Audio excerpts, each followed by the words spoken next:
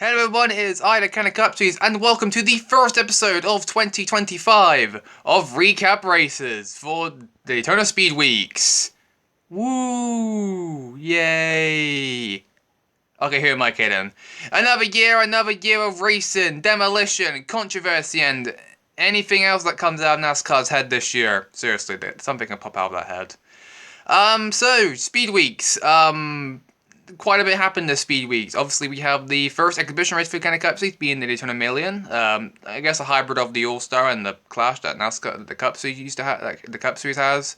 Also, we got the dual races to talk about, Daytona qualifying, the open teams that made it into the show, and actually this time the main race itself. Since last time we did Daytona Speed Weeks last year, we only featured the dual races and the qualifying results. So we have the race this time since we have a 37 race season, and the last races probably would have been by themselves. So Daytona gets the mission. So the championship race gets its own video. Whatever. We got to talk about, so let's get into the first race, which was the Daytona Million race. So the first race we get to talk about is the race that happened before all the other main races happened, which was the Daytona Million, the first exhibition race for the Kind of Cup Series and the first Daytona Million race at Daytona. So yeah, only 22 drivers were in this race. To make this race, you had to have either won a race the previous season, past champion, drivers in the top 15 in points, though that doesn't really matter since all the drivers in the top 15 all won races, so that one didn't really work out.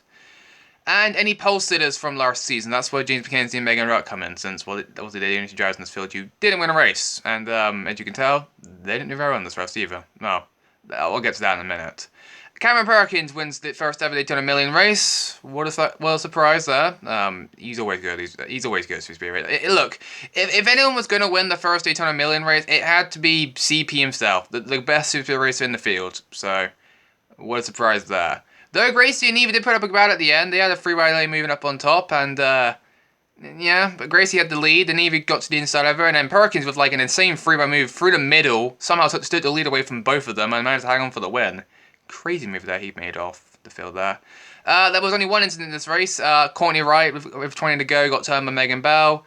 In front of the back half of the field, that's where Ashton Jackson, Megan Rutt, Maisie Sparks, Ashley Hickman, and James McKenzie all piled in behind. Obviously, only Ashton, Megan, Maisie, and Courtney will be taken out of this race. Only 18 cars finished, so at least most of the field finished. Unlike that 2020 class race. Jesus me. We'll talk about more about Ashton in this because he didn't. Spoiler alerts. He did not have a good Daytona Speed Week. I'll tell you that for sure. As for the other drivers who did finish the race, Evie Williams finished second with Spy Motorsports 1-2, so Spy Motorsports off to a good start to start the year off. Gracie Furrows and a perfect turn in the superior efforts, finishing fourth. Alfie Collins ranked top 5 and 5th, Ryan Wilson 6th, Peggy Bishop 7th, Jacob Hughes 8th. Spoiler alert, that is the highest a tier driver actually be in this race. The whole of Speed Weeks. Yeah, that's how much. We'll talk about Toyota later on, though. Elwin Howe's 9th, and Abigail Pentland ranked at top 10 in the 10th position. Everyone else, Ethan Hurd, Ashley Hickman, Riley Wallace also in this race. He won Talladega, so that's why he's in this field. It's a decent 13th. He didn't finish last, so that's positive. As Prescott, James McKenzie, Jake Hodgkiss, Megan Bell, who was up in the lead, was battling for the lead, got loose in the middle of 4, lost all her positions, fell to 17th at the end. And Chelsea Liddell, last guy, finished in 18th. Very quiet Chelsea was in 18th. Jeez. And that's about it. I mean, this is also the first race with the new next-gen car now, so obviously the Kind of Cup Series moved to the next-gen car. It is different from the Cup Series next-gen car, because they don't have the rear diffuser at the back, and they have added all Sarah, so these cars will race a bit more differently from the Cup Series next-gen cars, but if you look at them from like a far view, they literally look the exact same, just a few differences underneath, so yeah. Not much to say here, so let's get into qualifying for the 500 itself. So qualifying for the 500, very interesting promo for this race. Obviously, we'll talk about the actual race, like I said, later on. I'm not going to talk about everyone else because, like, obviously they have to fight the positions in the door races, so only the top 2 here matter the most. Gracie Jackson starts on pole, will be starting on pole for the 500 in her new 8 car for George Racing. Man, Austria did something in the 8 car for one. Maybe it's not cursed. Hopefully. Starting outside of her, starting alongside her will be Alfie Lyons, who pretty much surprised the field. I don't know who had Alfie Lyons on the front row, but I mean, he is in a Team Penske car, and that 22 car did start on the front row of Joe DeGar in the Cup Series last year, so Fords do bring a lot of muscle to super speed racetracks, but out of all the Ford drivers starting in the front row, it's Alfie Lyons, the rookie. It is only his 3rd Kind of Cup Series start as well. Man, impressive. As for the Go Homer teams, the Open teams, yeah, there were like pretty good few of them. I think about like over 20 teams try to attempt to qualify this race. 62 teams attempted to qualify for this race. Obviously, 36 of them being charged if they were locked in. The rest had to fight their way into the field. These two were the fastest. Jalen Duxley in the fast hot treats number 41 car was 18th fastest on the board, so he qualified his way into the field. And Sophie Buckingham also qualified way in with a fast speed with finishing 24th in qualifying. So both these two cars will be in the 500 as they were the quickest out of all the Open teams. So good for them. I mean, honestly, I think everyone had a good feeling Jalen's going to qualify his way. I mean, again, he's in a Ford, and Fords are always good to see his racetrack, and he always qualify very well. So no surprise Jalen qualified his way in. Sophie though, a bit of surprise, and now in the 43 car for Legacy Motor Club. Toyota wanted her in that car since, well, she's obviously a Toyota prospect, so obviously they want her in the best car she can. I mean, seriously, she didn't win a County Pro Championship last year, so why don't you give her the best car? I mean, plus that's Jane's old car as well, so it's a coincidence? I think not. Anyways, onto the dual races. Onto the duels now. Duel 1 and 2, they were held on the Friday, so busy Friday that was. They were held in the morning though, so way before, all the qualifying, practice, and the track race later on that night. As for Duel 1, it was definitely a team out of the duels by a pretty good landslide. Alfie Cox picked up his Duel 1 win, so he'll be starting third in the 500. He got a last lap pushed from behind by his teammate Megan Bell. Courtney Wright was leading the field, coming to the white flag. However, the Fords ganged up on her, Alfie and Megan mainly. Got she inside, passed on the back straightaway, and stole the win away from Courtney. He ended up still finishing top 5 and 5th, but still in the win away from Courtney, so tough break there for her. The inside lane was trying to get some working down there. Lewis Braylett, also a rookie this year in the Kenny Cup Series for Trackhouse. Got the inside lane run on the last lap. Perkins slipped that down, and then Alfie and Megan slipped down, and yeah, you know the rest of the story there.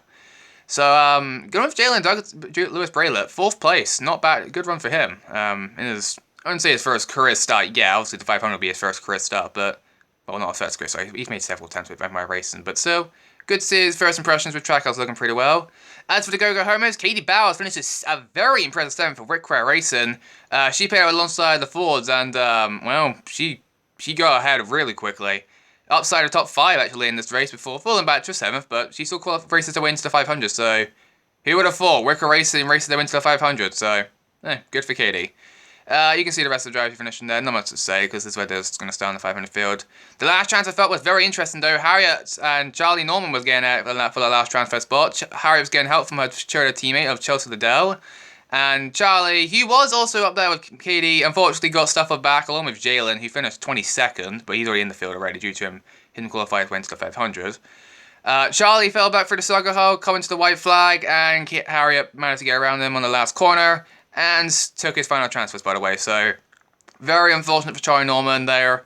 Hate to see it for that Wood Brothers, their 75th anniversary, not the way they want to start off the 75th anniversary film for Mr. 500, so tough break there for him. You hate it for Charlie. You really do hate it for him.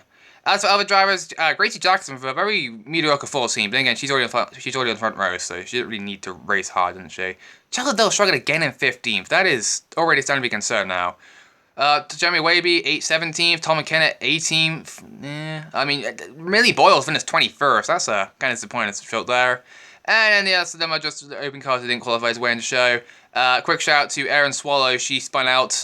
She was the only one who spun out this race, spun out the only caution in this duel. And kind of struggled afterwards, finishing 26th. So tough break for Erin. Got a top 10 in the top 10 at the full Talladega race, but unfortunately, that's not going to do her very well on this one. So she have to hope for the fan vote to qualify went to the 500. So top break for Erin there, and everyone else who didn't make the race either. On to Duel 2. Here are your Duel 2 finish results. Yeah, you can obviously tell something happened in this run. Olivia Zaxon with the upset in duel number 2, surprising the field and picking up the W. So she'll start 4th in the 500 field, a very big upset there. And then again, Olivia's always good on the Speedway racetrack, so no surprise she was going to win something. So, hey, good for her. She wins the duel race, Junior Motorsports. They qualify into the 500 field in Cup on Thursday night, and then Friday morning they win something. So, Junior Motorsports looking strong in the next gen car, I feel like.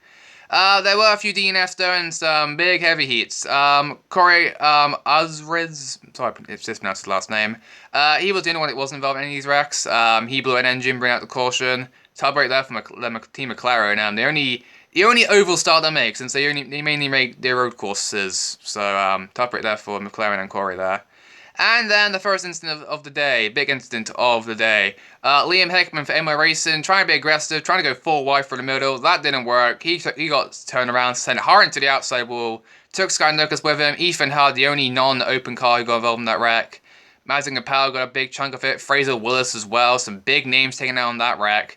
Madison she's obviously trying to race the entire season for Highcat Motorsports as a part-time driver since I believe Rose G was driving the 47 kind of County Pro this year. So interesting there, I guess, for Hike, I guess. Fraser Willis, you gotta hate it for him. Obviously he finished second in that full tiger race we were talking about Veron a few minutes ago. Fortunately, he DNF'd in this race, so he'll be not making the final field. Obviously, he can't pen on the race either, on the fan vote either, because you need to finish the race if you want to rely on that fan vote. So, unfortunately, Fraser will not be making the final field, along with Liam Hickman. Sky Nicholas, unfortunately, finished 28th, and Madison, like I said, finished in 26th. So, top rate for all the open cars involved in that wreck. And then the last lap, Ashton Jackson. Man, he cannot catch a break, can't he? He was late and come to the white flag as Prescott on the outside of him, down the back straightaway. Ashton tries to go up high, but he's too late to block. He gets slammed to the outside wall, spinning around the back straightaway. Somehow everyone missed him and got to the inside. Well, missed him, I mean Liam Sheepman and not surprised. But the only two cars who managed to get involved in the wreck too. Two more open cars, so. Archie managed to finish the race, though heavily damaged, but he still finished the race in 23rd. Unfortunately, Liam Sheepman did not finish in 25th. Unfortunately, he'll be missing the final field as well, so. Unlike his fellow Road teammate, he'll be not making a 500 field, so top rate there for him. As everyone else who did finish the race, Lewis Norman, a very surprising second place finish for him. Good run for him. Charlie F. Cross, the first of the open card, with a very impressive third place. I was not expecting that for him, but hey, good for Charlie. Managed to pick up a third. Good run for him. Peggy Bishop 4th, Evie Williams 5th, Erwin House 6th. Sophie Buckingham finished a very interesting 7th. Good run for her. That would lead Connor Little to make the final field, since he was the next quickest driver in this duel. He was third quickest out of Sophie and Jalen, or out of the open cars who didn't qualify into the final field, but he raced the into the 500 with a 13th, so good for Connor there. Alfred Lyons 8th, Jacob Hughes in 9th, and then Riley Pope with a very surprising top 10, so good for him. And then everyone else you can see down there, Jonah Hopkins finished 16th, Megan Rutt 17th, Maisie Spark finished 19th for this race. She got pulled out of the drive with 2 to go, so she fell back all the way to the back of the field, finished with 19th, so top rate for Maisie. As Prescott obviously got caught up in that last lap crash with Ashton, fell back to 23rd, well 22nd, sorry. Unfortunately, top rate there for Alistair Prescott there, man. So like I said, these are the 4 open teams racing their way into the final field. Katie Bowers, Harriet Herkston, hope I'm pronouncing their last name right. Charlotte Van Cross and Connor Little all raced their way into the final field, so good for them. But obviously there is still one more spot up for grabs, the 43rd and final spot, which is a fan vote, which want to, out of all people, Ashton Hicks. I have no clue why people vote for Ashton. I mean, he's got Prime as the main sponsor this year, so maybe that's got something to do with it, but Ashton Hicks and Phoenix Racing in the final field. I don't know what to think about it, to be fair. However, unfortunately, these 19 teams did miss the race, so some big names here like Archie Price, Charlie Norman, Bella Ford, Fraser, Aaron, a lot of big names that didn't make the final field, especially Daria's a big one. She had some good runs at the road courses last year. Did use some decent runs on the ovals, but like I think it was just Talladega, I believe, she had no good runs out. But and you can see the rest of the drivers didn't qualify the race either. Sky Sculford, the only Lakes Miracle car not to make the road field either. He was also in Duel 1, but he was behind Harriet, so yeah, top rate there for Guy there. And Jonah also missed the race as well. Along with May Tanner, Harry Axley making his Cup Series comeback as well in the 27 car. It'll be number 27 car, used to be the 67, now it's the 27. And May Tanner in her, I guess, trying to make her first career start. Unfortunately, in that 30 car did not qualify it way in, so top rater for her. Now we get to the main event, the County 500. And here it is, the definitive results from the County 500, the main event, 43 cars, one winner, Peggy Bishop won the race, yeah. Peggy Bishop ended up winning the County 500 at Daytona in very dramatic fashion. We'll talk about that in a minute, but first, we'll get to the DNFs first. Yeah, the race was pretty quiet at first. Only one spin from Lewis Brown down the back straightaway. He managed to continue on, as you can see there. He finished really good comeback. Finished comeback 8th. Good one for him. Comeback for him. But that was the biggest story. The 2011 teammates got to it again. Man, Ashton Jackson cannot catch a break. This man just cannot catch a break. Pushing Freddie Lambs on the third lane. As most of the top 10 managed to get away on the inside lane, single line, choo-choo in down the inside. toot toot. The rest of the pack, 11th one back, were just 2 or 3 wide racing, and unfortunately that cost Freddie Lamy, who tried to come down, ran a fight off the lines. That didn't work. He clipped Jake. He got into Jake and Lewis on the inside. Lewis spun through the infield grass. He continued on.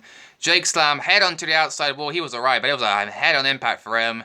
Came back down and clipped a whole bunch of other drivers involved. Several teams involved in this one. Ryan Wilkinson, Dom Hawkins, Olivia, unfortunately, the highest of Win and Duel 2 to the lowest of DNF in the 500. Top rate for her. Connor Little, Sophie Buckingham, both the legacy cars got taken out. Gracie Jackson's prize got taken out in the back. She got slammed hard to the outside wall. First DNF since the championship race at Kansas in 2023, so it's been a while since Gracie's DNF'd. Unfortunately, that no DNF streak would come to an end there, so top rate for her. Ryan Cook got a piece of it, so both Red Bull cars were taken out. Ashton Jackson, again, this man just cannot catch a break. If Hello Cash never had a bad speed weeks, I'm sorry, but Ashton Jackson had a worse speed weeks. He wrecked in all his races. He is pretty happy speed weeks is over, to be honest. Elwin Howes, Freddie Lama, Jake Hodgkiss, and Megan Rowell all got taken out in that wreck, so top for all of them. Then other drivers who got taken out in the wreck as well. Ethan Hard, Dana Padfield, Jacob Hughes, all got a piece of it as well, along with Cameron Perkins. Perkins' car was so damaged, I am surprised he even finished the race in 29th, a lap down though, but he finished, so good for him, I guess. I guess every point matters. Everyone else, obviously, Xander, Ethan, and Jacob also finished on lead lap as well, along with Lewis. He came back to finish 19th, so decent for him. And then you have a big incident. Evie Williams, who was actually in the 500 field, was actually the quickest car throughout all the speed weeks. Fastest in first and third practice. Little Vashtis, who was fastest in second practice. Unfortunately, took each other out. Well, not really. Gemma gave a bad bump draft to Evie, sent her around. She went up and over down the back straightaway. So already the next gen cars were flipping down the back straightaway. Where have we seen that one before? Josh Berry, Ryan Priest, just throwing it out there. Somehow she actually landed, only one barrel roll, kind of landed perfectly. Went over Ashley, which was pretty crazy. Both cars couldn't save it, and they both slammed hard into the inside wall, thankfully upright, but both of them took very good hits into the inside wall. Took each other both rows, so top right for Ashley and Evie. Evie just cannot catch a break in this race. Every year, she always finds a way to lose it, either leading late or just losing her photo finish to Jacob Hughes in 2023. Girl cannot catch a break. Even Ashley, I don't think Ashley's even finished one of these blooming races yet, so, jeez me. Restart 5 to go, and this is where craziness ensued. Millie Boyles took the lead away from Gemma on the restart, and she led the inside lane. The top 5 broke away, then top 6. Then Peggy got to the outside, and all of a sudden, here comes Lewis Goodwin making a third lane right at the back of the field, getting shoved by Alfie Cox and Megan Bell, who also got taken out on that big crash as well, but amazingly came back for them. We'll talk about them in a minute. With 2 to go, Millie tried to go off to bluff Peggy. It didn't work. She went through the circle. She finished 22nd, yeah. She went all the way to the back of the pack. Man, that is top right there for Millie. Also, Gemma also was up front as well, but she also got very loose off 4 with coming to 4 to go. Lost all momentum, finished at 17th. Top right for Gemma there. Come to the white flag, Jalen Bloomin' Doherty leading the race on the inside lane. Yeah, Jalen Doherty, who hasn't won a race since 2018, could have won this race. If he went out to block Peg on the band straight a bit, of course he didn't. Peg got the run on the outside, took the lead away from Jalen, then all of a sudden Lewis Goodwin on the 3rd lane, comes roaring around the outside, they're freeway off 4, then Jalen gets loose, gets into Peggy, Lewis slaps the outside wall, but they're keeping it straight. Courtney right now on the inside, they are 4x4 coming to the line, and at the line, they tied. No, seriously, Peggy and Lewis actually tied across the line. For the first time in series history, or probably ever, in modern racing history, a race ended in a tie. The margin was 0.000. Actually, it was 2 1,000 for the top 3 as a whole. Actually, 6 1,000 if you want to count Jalen in the top 4. So, the craziest finish I think I've ever seen in Kenny Cup history. Beats a record that was set in the Kenny Pro Series last year. Aaron Swallows and Charlie Overcross at Darlington last year. Already this record's been broken. This, you cannot unbreak this. Peggy Bishop won the 500 in the tie. Now that's the way to end Speedweeks right there. That is a way. How she won the race, obviously it was by how many laps that driver led. Peggy led 11 laps the whole race, unfortunately Lewis Goodrum only led 6 laps, so unfortunately Lewis lost the race to Peggy, so very unfortunate for Lewis Goodrum. If he led a few more laps, he would have won this race, but unfortunately he didn't. Or at least got one more bare bump draft from behind from Alfie Cox. Would have won the race, but unfortunately that didn't happen, so top rate for Lewis Goodrum. You hate to see it for him, man. But Peggy Bishop is your 500 winner. It's the first time I think she's ever won a Super Speedway race. No, I mean, I should have counted Atlanta from 22. I mean, that is now Super Speedway, but I guess our first true Super Speedway when it comes to Daytona, so good for Peggy. Everyone else there, Abigail Panama's top 5 and 5th. Obviously, you see the top 4. Alfie Cox, Megan Bell, I don't know how they came back after again all that damage from that big one, but they come back to finish 6th and 10th. Good runs for them. Also, all the Team Penske finished in top 10. Maisie 7th, Alfie Lyon was 9th, so good run for all the Team Penske. Some underdogs also good shout out to Key Bowers 12th, Lewis Collins 13th, good runs for them. Riley Pope 16th. Harriet Huxton for Finchery Motorsports, his first race in the Cup Sweep, very positive 20th, so good run for Harriet. And Ashton Hicks didn't finish last, I guess. He finished 25th, so good for Ashton, I guess. But that is it from the Candy 500 Daytona. That's all it for Speed Weeks. Thankfully, thank goodness. And that's going to wrap it up for Daytona Speed Weeks 2025. Obviously, I'm not going to show the point standards because it's where they finished in the race, so there's no real point of showing the point standards. Point standards will be shown in the next episode of Recap Races, so that'll be from race 2 to race 6, next 5 races of the season. So stay tuned for those races, that's it there. So this is us at Ken Cupsy sign out, and we'll see you all for our next video, which will hopefully come out whenever. So yeah, this is us at Ken Cupsy sign out for now though.